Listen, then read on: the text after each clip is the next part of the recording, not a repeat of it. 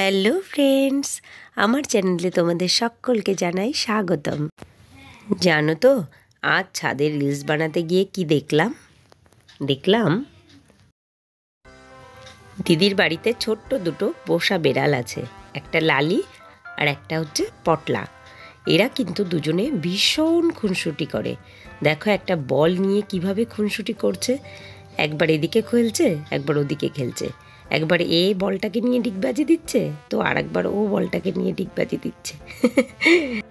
আরে এদের খুনসুটি কিন্তু দেখতে দারুণ লাগে। যাই বলো না কেন, আমি রিলস থামিয়ে ওদেরকেই দেখতে লাগলাম এবং চট করে মনে হলো কি করি, ক্যামেরা বন্দি করি, যেটা আমি আমার বন্ধুদের প্রত্যেকের সঙ্গে শেয়ার করব।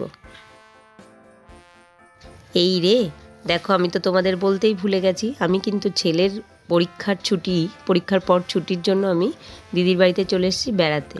তো এখানেই একটু রিলস বানাচ্ছিলাম আর এই কাণ্ড ঘটলো, দেখলাম। আমার যে কি ভীষণ ভালো লাগলো, আশা করি তোমাদের সঙ্গে শেয়ার করেছি, তোমাদেরও প্রত্যেকের ভালো লাগবে। প্লিজ কিন্তু জানাবে তোমরা তোমাদের এই খুনসুটি কেমন লাগলো। দেখো কি দারুণ করে খেলছে ওরা।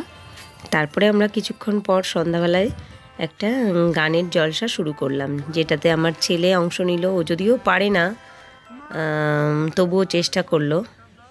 যে সুরের আগুন লাগিয়ে দিলে মোর প্রাণে, এ আগুন ছড়িয়ে গেল, এ আগুন ছড়িয়ে গেল সবখানে সবখানে সবখানে।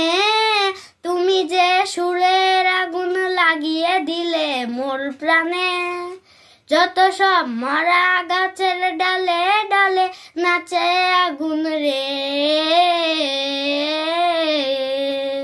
নাচে আগুন তালে তালে।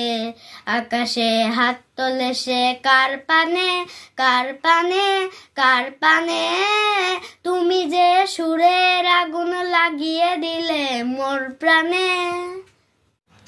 এবার এলাম দিদির ছেলের গানে।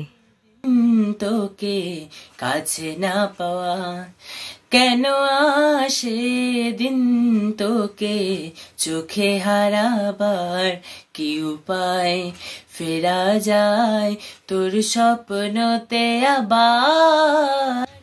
তো বন্ধুরা, আজকের ভিডিওটা ছিল এই অবধি।